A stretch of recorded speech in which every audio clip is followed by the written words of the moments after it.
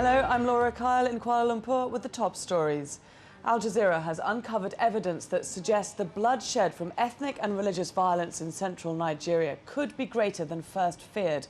Our news team has seen bodies dumped in wells and the burnt corpses of children in the village of Janta, just outside the city of Jos. Local residents say more than 100 people were massacred there. Hundreds of others are known to have been killed in the nearby city of Jos over the past week. Haiti's government has now raised the confirmed death toll from last week's earthquake to more than 111,000 people.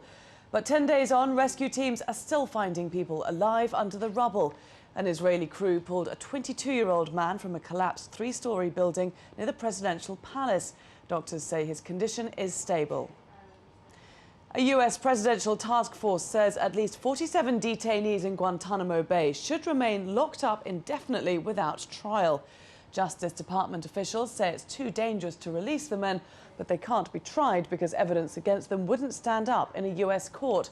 Prosecution is being recommended for another 35 of the remaining 196 detainees. Britain has raised its terrorism threat alert to the second highest level.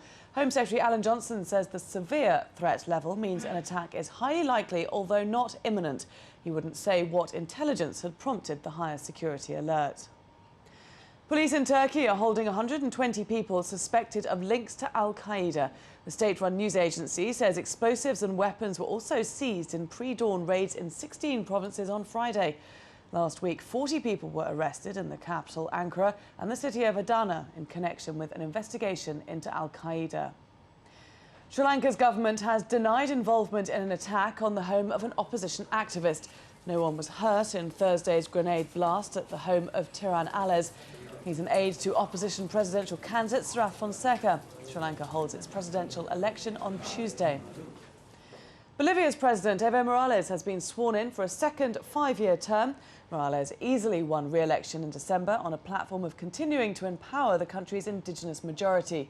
He had earlier changed the country's constitution to abolish single-term presidential limits. There's always more on our website, aljazeera.net/English.